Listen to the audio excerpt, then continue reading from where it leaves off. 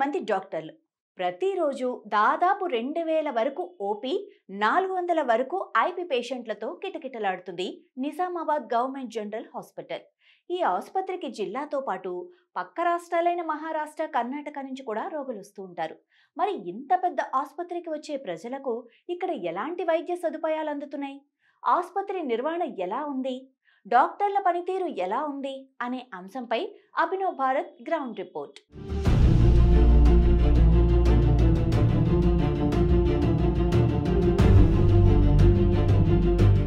నిజామాబాద్ ప్రభుత్వ general hospital ఇది దాదాపుగా నిర్మించి 10 సంవత్సరాలకు పైగా అయినటువంటి పరిస్థితి. మరి ఇక్కడ చుట్టుపక్కల కేవలం నిజామాబాద్ జిల్లా కాకుండా పక్కనున్న మహారాష్ట్ర కావచ్చు, కర్ణాటక కావచ్చు, చుట్టుపక్కల నుంచి పెద్ద మొత్తం రోగులు అయితే ఇక్కడికి వస్తున్నటువంటి సిచ్యువేషన్. ప్రతిరోజు దాదాపుగా 1600 నుంచి 2000 వరకు ఓపీ వస్తున్నటువంటి సిచ్యువేషన్. మరి ఇక్కడ వైద్యం ఎలా అందుతుంది? ముఖ్యంగా నిజామాబాద్ ప్రభుత్వ జనరల్ హాస్పిటల్ అంటే పెట్టిందే పేరుగా చెప్పొచ్చు. ఇక్కడ ఎక్కడా లేనటువంటి ఫెసిలిటీ ఇక్కడ ఉంటుందని పెద్ద మొత్తంలో ఎక్స్పెక్టేషన్తో రోగులు వస్తున్నటువంటి పరిస్థితిలో ఇక్కడ వైద్యం ఎలా అందుతుంది? డాక్టర్లు అసలు అందుబాటులో ఉంటున్నారా? ఇక్కడ ఎలాంటి సేవలు లభిస్తున్నాయి? ప్రస్తుతం ఏమన్నా సమస్యలు ఉన్నాయా అనే అంశం పైన అభినవ్ భారత్ అయితే ప్రత్యేక ఫోకస్ కార్యక్రమంలో భాగంగా ఇక్కడికి వచ్చింది. చూద్దాం ఏం చెప్తారు డాక్టర్స్, ఏం చెప్తారు, ఇక్కడ ఉన్నటువంటి రోగులు ఏం చెప్తారు, ఈ హాస్పిటల్ మీద అసలు ఎవరేమనుకుంటున్నారు ఆ అంశం పైన అభిప్రాయాలు తెలుసుకునే ప్రయత్నం చేస్తుంది అభినవ్ భారత్. ఇక్కడ ఓపీ ఎట్లా ఉంది? రష్ బాగానే కనిపిస్తుంది. ట్రీట్మెంట్ ఎట్లా జరుగుతుంది అసలు ఇక్కడ? ట్రీట్మెంట్ అయితే చాలా బాగున్నది.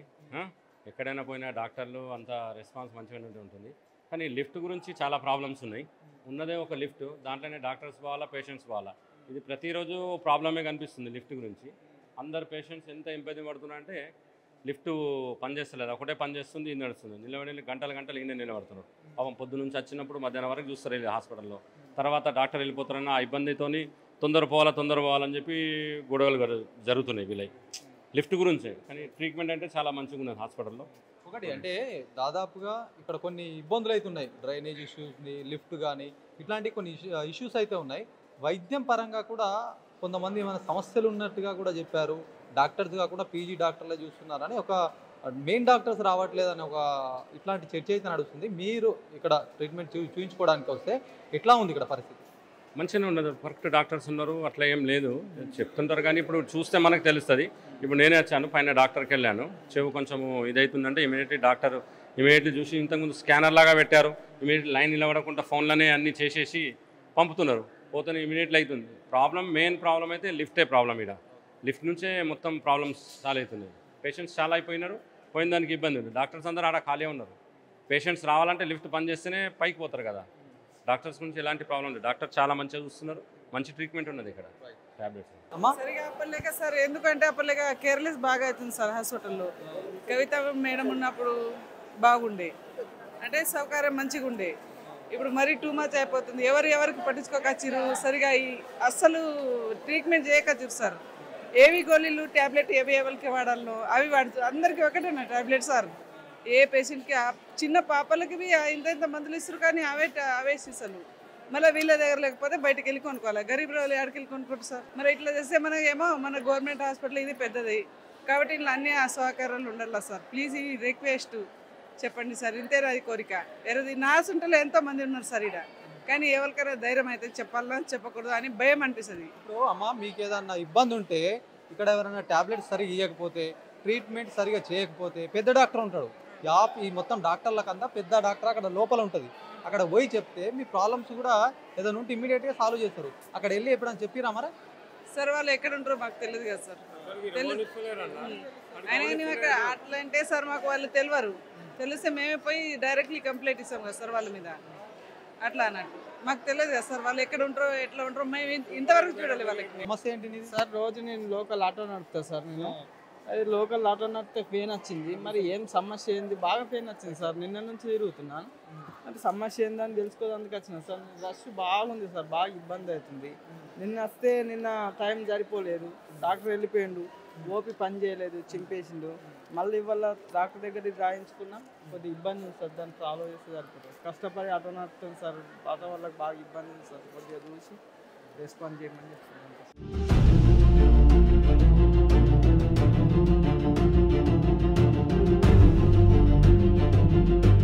నిజామాబాద్ ప్రభుత్వ జనరల్ ఆసుపత్రిలో ఎలాంటి వైద్యం అందుతుంది అనే అంశం పైన అభినవ్ భారత్ మొత్తం కొంతమంది రోగులకు సంబంధించి కూడా వాళ్ళ అభిప్రాయాలు తెలుసుకుంది, వైద్యం ఏ విధంగా అందుతుందనే వాళ్ళ మాటల ద్వారా వినిపించినటువంటి ప్రయత్నం చూద్దాం. ఇక్కడ సూపరింటెండెంట్ ఛాంబర్ వద్దకు కూడా వెళ్దాము.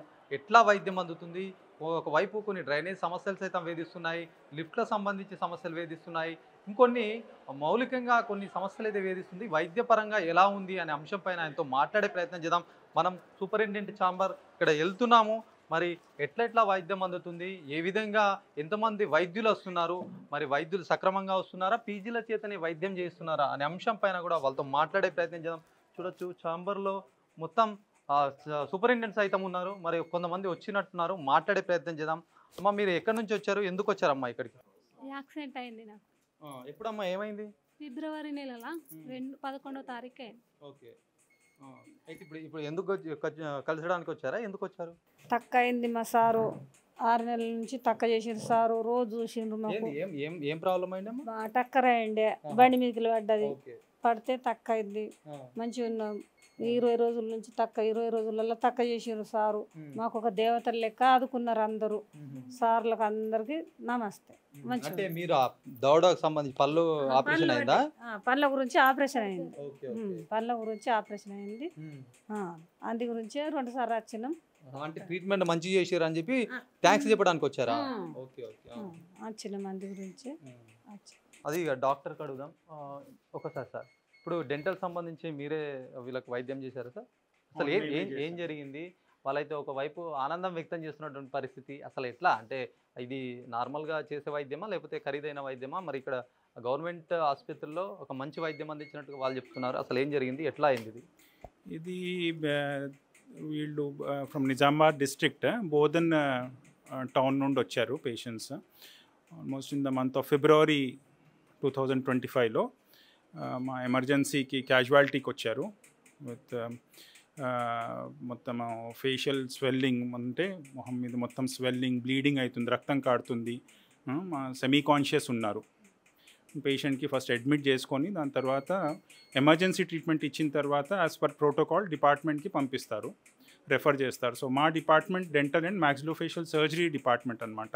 సో ఫస్ట్ మేము అక్కడ ఓపీ చూసిన తర్వాత ఏమైనా మేజర్ కేసెస్ ఉంటే మాకు ఒక సపరేట్ వార్డ్ ఉంది, 10 బెడెడ్ వార్డ్ ఉంది, అందులో అడ్మిట్ చేసుకుంటారు.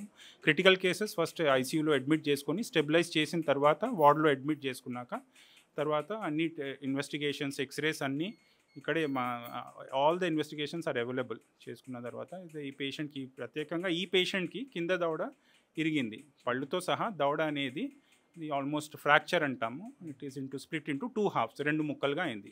అట్లాంటి పేషెంట్కి మనము అవుట్ పేషెంట్గా ట్రీట్ చేయలేమన్నమాట. ఆపరేషన్ థియేటర్లో మొత్తం బాడీకి ఇంటిబేట్ అంటే ఎనస్థీషియా ఇచ్చి సర్జరీ చేయాల్సి వస్తుంది.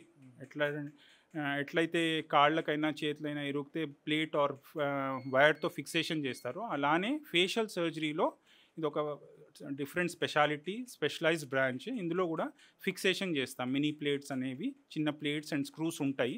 That is provided by the government. And Aarogyasri కింద ఆరోగ్యశ్రీ ఎలిజిబిలిటీ ఉంటే ఆరోగ్యశ్రీ పర్మిషన్ తీసుకొని అప్రూవల్ అయిన తర్వాత కేసుని ఆపరేషన్ థియేటర్లో చేసిన తర్వాత ఒక ఫస్ట్ 2 days మళ్ళీ ఐసీయూలో పెట్టి స్టెబిలైజ్ చేసిన తర్వాత రెగ్యులర్గా ఫాలోఅప్ చేస్తాం డిశ్చార్జ్ అయ్యాక. సిన్స్ 3 months వీళ్ళకి మేము ఫాలోఅప్ చేస్తున్నాము. ఇట్లా ఈ 3 monthsలో ఆల్మోస్ట్ ఒక 150 కేసెస్ చేశాము. ఆల్మోస్ట్ మన గవర్నమెంట్ జనరల్ హాస్పిటల్ నిజామాబాద్లోనే ఆల్మోస్ట్ ఇప్పటికి 1200 పైన మేజర్ సర్జరీస్ చేశాం మేము, including oral cancer, facial trauma, ఏమైనా గంతి వస్తే ఇట్లాంటివి కేసెస్ చేశాము. So this is the only hospital where maxillofacial surgery unit setup చేశామన్నమాట. ఎందుకంటే ప్రొవిజన్ ఈజ్ ప్రొవైడెడ్ గవర్నమెంట్ నుండి, మాకు ఫెసిలిటీస్ ఇచ్చారు.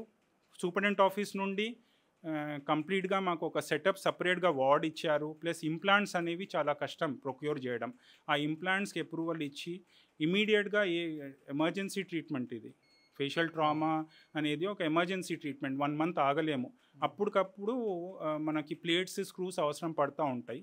అవి సూపరింటెండెంట్ ఆఫీస్ నుండి లెటర్ పెట్టంగానే అప్రూవల్ చేసేసి ఇస్తే మాకు ఇస్తారు. అది కాకుండా మాకు 1 day నుండి 2 days ఓటీ ప్రొవిజన్ ఇచ్చారు వీక్లీ. అందుకే మేము కేసెస్ కూడా ఫాస్ట్గా క్లియర్ చేయగలుగుతున్నాం. So we are very thankful to the management Superintendent Sir, P. Srinivas Sir, for providing us all the facilities here. And thank you. అంటే ఇప్పుడు వీళ్ళకి ఏదైతే ప్రస్తుతం ట్రీట్మెంట్ చేస్తారో ఇది ఖర్చు ఎంతవరకు రావచ్చు? ఒకవేళ ప్రైవేట్లో కనుక వెళ్ళింటే ఖర్చు ఎంతవరకు రావచ్చు అంటారు?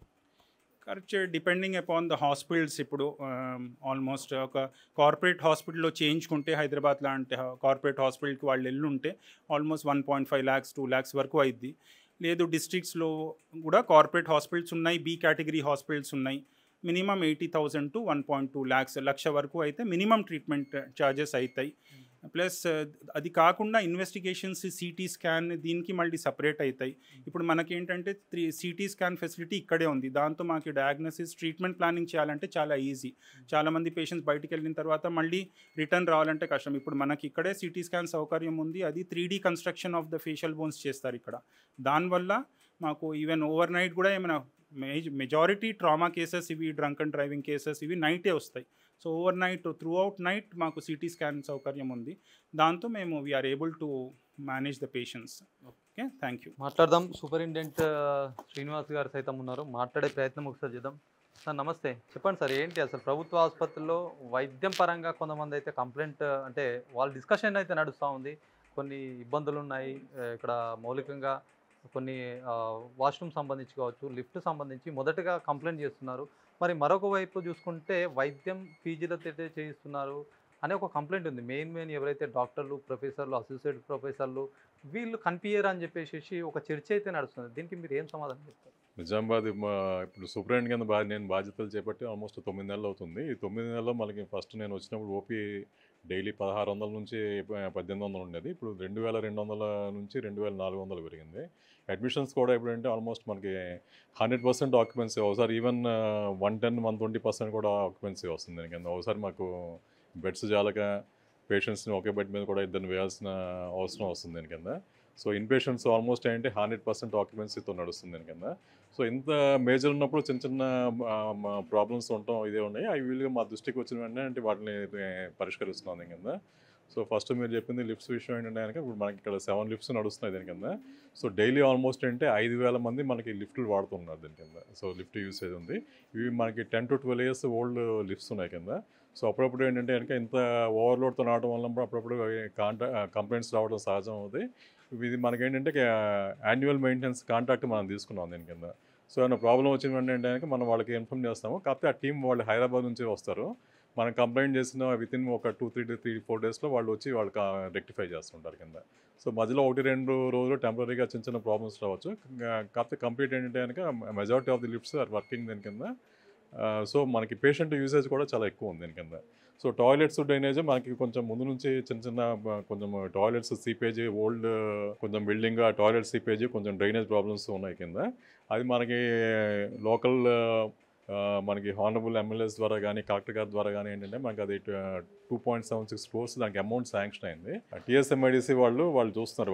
వాళ్ళు నాకు తెలిసినంత వరకు అదేంటంటే టెండర్ స్టేజ్లో ఉంది. సో ఒకసారి వన్స్ టెండర్ ఫైనలైజ్ అయిన తర్వాత వాళ్ళు వర్క్ స్టార్ట్ చేస్తారు. వర్క్ స్టార్ట్ చేస్తాం మనకి తొందరలోనే ఒక 3-4 monthsలో ఈ ప్రాబ్లమ్స్ అన్ని మెజారిటీ ప్రాబ్లమ్స్ తీరుకోవచ్చు దానికి కింద. డాక్టర్స్ అందుబాటులో లేరనేది ప్రధానంగా అయితే చర్చ నడుస్తూ ఉంది. ఒక వీకెండ్ వచ్చిందంటే ఇక్కడ ఓన్లీ జూనియర్సే కనిపిస్తారు, సీనియర్స్, ప్రొఫెసర్, అసోసియేట్ ప్రొఫెసర్ని అక్కడ కనిపించరు అనేది ప్రధానంగా నడుస్తుంది. మరి దీన్ని ఏం చెప్తారు? ఓపీలో మేము అంటే క్లియర్ ఇన్స్ట్రక్షన్స్ ఇచ్చామండి. అసిస్టెంట్ ప్రొఫెసర్స్ అందరూ ఉండాలని చెప్పి ఇన్స్ట్రక్షన్స్ ఇచ్చాము. నేను రౌండ్స్కి వెళ్ళినప్పుడు మెజారిటీ ఆఫ్ ది నేను ఫ్రీక్వెంట్గా వారానికి 2-3 రోజులు నేను రౌండ్స్ వేస్తూ ఉంటాను కింద. సో ఎమర్జెన్సీ వార్డ్స్ని ఓపీలో చేస్తారు. నా దృష్టికి మాత్రం ఏంటంటే మెజారిటీ వచ్చినప్పుడు ఏంటంటే majority of the doctors, seniors కూడా ఏంటంటే ఓపీలో ఉంటున్నారు దీని కింద. సో మనకి ప్రొఫెసర్స్ను కొంచెం సీనియర్ డాక్టర్స్ అంటే కనుక పబ్లిక్ హాలిడేస్ వచ్చినప్పుడు వాళ్ళు అవాయిడ్ చేసుకోవడం అది సహజం అండి దీని కింద. కాకపోతే ఆ రోజు మీకు ఒక సీనియర్ డాక్టర్ ఒక డ్యూటీలో ఒకళ్ళు ఫిక్స్ అవుతారు. ఆ రోజు డ్యూటీ డాక్టర్ అవైలబుల్ లేకపోతే మన ప్రాబ్లం అవుతుంది. నాకు తెలిసినంత వరకు డ్యూటీలో అందరూ బాగానే కంప్లైంట్స్ ఏం రాలేదు. డ్యూటీ డాక్టర్ మిస్ అవుతున్నారని అలా ఇంతవరకు ఏం కంప్లైంట్స్ రావట్లేదు దీని కింద. సో ఆల్ ప్రొఫెసర్స్ సండేస్ రావడం అనేది ఏంటంటే కనుక అది వాళ్ళు కొంచెం పిహెచ్లో అవైల్ చేసుకుంటారు. డ్యూటీ డాక్టర్స్ లేకపోతే మన ప్రాబ్లం ఉంటుంది. సో డ్యూటీలో ఏంటంటే కనుక నాట్ ఓన్లీ మనకి పీజీస్తో కాదు, వాళ్ళకు ఎస్ఆర్స్ ఉంటారు. అంటే మనకి 2 తర్వాత 2 to 4 మనకు ఓన్లీ అకాడమిక్ యాక్టివిటీస్, 4 తర్వాత ఏంటంటే డ్యూటీలో ఉన్న వాళ్ళు మనకి అవైలబుల్ ఉంటారు దీని కింద. సో డ్యూటీలో ఓన్లీ పీజీ డాక్టర్సే కాదు, సీనియర్ రెసిడెంట్స్ ఉంటారు, ఒక అసిస్టెంట్ డిపార్ట్మెంట్కి ఒక అసిస్టెంట్ ప్రొఫెసర్ ఒకళ్ళు డ్యూటీలో ఉంటారు కింద. రెస్పాన్సిబిలిటీ వాళ్ళు తీసుకుని చూస్తారండి దీని కింద. ఇప్పుడు ఎమర్జెన్సీ వైద్యం అనేసరికంటే కొద్దిగా కంగారు పడుతున్నారు. ఎమర్జెన్సీ రాత్రి వేళల్లో వస్తే మరి ఇక్కడ వైద్యం సరిగా అందుతుందా లేదా అని ఒక ఆలోచనలో ప్రజలు ఉన్నట్టుగా తెలుస్తుంది. ఒకవైపు ప్రైవేట్ హాస్పిటల్లో అయితే ఎక్కడ కనిపించినా కూడా వాళ్ళు ఒక వల వేసి లాక్కెళ్తున్నటువంటి సిచ్యువేషన్. మరి గవర్నమెంట్ హాస్పిటల్లో ఎమర్జెన్సీ వైద్యం సంగతి ఎట్లా ఉంది? సో ఫస్ట్ మీకు ఒక విషయం చెప్పాలంటే కనుక లాస్ట్ 6 months 4 to 6 monthsలో హాస్పిటల్ అడ్మిషన్స్ చాలా ఎక్కువ అయ్యాయి కింద. సో మనకి ట్రీట్మెంట్ సరిగ్గా అందుబాటులో ఉండడం వల్ల నమ్మకంతోనే ప్రజలు నేను అది అడ్మిషన్స్ పెరిగాయి అనుకుంటున్నాను దీని కింద. సో మనకేంటంటే 24 hours round the clock RMO services ఉన్నాయి దీని కింద. సో అదే టైంలో ఏంటంటే కనుక అక్కడ క్యాజువాలిటీలో ఏంటంటే కనుక పీజీస్ ఉంటారు, ఎస్ఆర్స్ ఉంటారు, ఆన్ కాల్ అసిస్టెంట్ ప్రొఫెసర్స్ ఇమీడియట్గా వచ్చి కేసు బ్యాడ్ సీనియర్ కొంచెం కేసు సివియర్గా ఉందంటే కనుక ఇమీడియట్గా డిఎంఓస్ డిఎస్ఓస్ వాళ్ళు వచ్చి చూసుకుంటారు. సో నైట్ ఎమర్జెన్సీ సర్జరీస్ అవుతున్నాయి, గైనిక్ ఆబ్స్టిక్ కేసెస్లో ఏంటి కనుక ఎమర్జెన్సీ సిజేరియన్ సెక్షన్స్ అవుతున్నాయి కింద. చాలా వరకు నాకు ఎమర్జెన్సీలో మేజర్ కంప్లైంట్స్ ఏమి లేవు. చిన్న ఏమైనా ఒక డిలే అయినా అంటే మా దృష్టికి వచ్చిన వెంటనే ఇమీడియట్గా పరిష్కరిస్తున్నాం దీని కింద. ఇప్పుడు మాతా శిశు సంరక్షణ సంబంధించి ఏదైతే దాని ప్రారంభోత్సవం అయ్యి నెలలు గడుస్తూ ఉంది, ఇప్పుడిప్పుడే పనులు స్టార్ట్ అయినట్టుగా కనిపిస్తూ ఉంది. మరి అది ఫుల్ ఫ్లెడ్జ్గా ప్రజలకు అందుబాటులోకి ఎప్పుడు రావచ్చు? సో ఆల్రెడీ మేము అక్కడ ఓపీ అంతా స్టార్ట్ అయింది, గైనిక్ పీడియాట్రిక్ ఓపీ స్టార్ట్ అయిపోయింది. తొందరలో పీడియాట్రిక్ వార్డు కూడా మేము ఆక్యుపై చేస్తాం ఒక 1 week 10 daysలో దీని కింద. సో తర్వాత ఇమీడియట్గా ఒక కొద్దిగా థియేటర్స్, ల్యాబ్ రూమ్, కల్చర్స్ అవి పంపించాలి మనం కింద. సో కల్చర్స్ ఒకసారి స్టెరైల్ వచ్చిన తర్వాత కంప్లీట్ ఆప్షన్స్ కూడా అక్కడ షిఫ్ట్ చేసుకుంటాం. ఇది మొత్తానికి నిజామాబాద్ జీజీహెచ్లో చాలా మట్టుకు కొన్ని సమస్యలు అయితే వేధిస్తున్నాయి. చాలా చుట్టుపక్కల నుంచి కేవలం నిజామాబాద్ కాకుండా పక్కనున్న మహారాష్ట్ర కావచ్చు, ఈ మొత్తం ఇక్కడ ఆదిలాబాద్ సంబంధించిన వాళ్ళు సైతం ఇక్కడ వస్తున్నటువంటి సిచ్యువేషన్. ప్రతిరోజు దాదాపుగా 2000 వరకు ఓపీ ఉంటుందంటే అర్థం చేసుకోవచ్చు ఈ ఆసుపత్రికి ఎంత పెద్ద మొత్తంలో రోగుల సంఖ్య వస్తుందో అని. మరి దీనికి సంబంధించి ఒక 10 సంవత్సరాలకు పైగా ఉంది, 7 అంతస్తుల అద్దాల మేడ, ఇక్కడ ట్రీట్మెంట్ బాగానే ఉందని చెప్పి ఇంత ఫ్లోట్ అయితే పెరిగింది. కాకపోతే చిన్న సమస్యలు సైతం వేధిస్తున్నాయి, దీనిపైన దృష్టి పెడతామని చెప్పేసి సూపరింటెండెంట్ సైతం చెప్తున్నటువంటి పరిస్థితి. గతంలో ఉన్నటువంటి పరిస్థితి ప్రస్తుతం మరింత మెరుగ్గా తయారవుతుందని చెప్పి కొంతమంది రోగులు సైతం చెప్తున్నారు. ఎందుకంటే సూపరింటెండెంట్ మారిన తర్వాత కొన్ని మార్పులు అయితే జరిగాయి. ఆ మార్పులు మేము స్పష్టంగా చూస్తున్నామని కొంతమంది రోగులు సైతం వచ్చి చెప్పినటువంటి పరిస్థితి. ఎందుకంటే ఆ పళ్ళకు సంబంధించినటువంటి ఇష్యూ తోటి మొత్తం దవడ ఫ్రాక్చర్ అయితే ఇక్కడ సూపరింటెండెంట్ దగ్గరికి వాళ్ళు ట్రీట్మెంట్ బాగా చేశారని చెప్పేసి వాళ్ళు ఒక కృతజ్ఞతతో వచ్చారు. ఏదేమైనప్పటికీ కొన్ని లోపాలైతే ఉన్నాయి. దీంతోపాటు జూనియర్ డాక్టర్తో వైద్యం చేస్తున్నారనే ఒక అపవాదు ఉంది. ఇది పెద్ద మొత్తంలో చాలా స్ప్రెడ్ అయినటువంటి పరిస్థితిగా చెప్పొచ్చు. ఈ మధ్య కాలంలో మరిన్ని నియామకాలు జరిగాయి. ఈ నేపథ్యంలో ప్రతి పేషెంట్ని కూడా కేర్ తీసుకోవాల్సినటువంటి అంశం ఎంతైనా ఉంది. సూపరింటెండెంట్ పారదర్శకంగా వ్యవహరిస్తున్నటువంటి సిచ్యువేషన్ మనకు తెలుస్తూ ఉంది. ఎందుకంటే రోగులు సైతం చెప్తా ఉన్నారు, ఏదేమైనప్పటికీ మరింత దృష్టి పెడితే గవర్నమెంట్ హాస్పిటల్ జిల్లా స్థాయిలో కాకుండా రాష్ట్ర స్థాయిలో కూడా ముందు వరుసలో ఉండే అవకాశం ఉందని చెప్పినటువంటి పరిస్థితి. కెమెరా పర్సన్ సందీప్తో శ్రీనివాస్, అభినవ్ భారత్, నిజామాబాద్ నుంచి.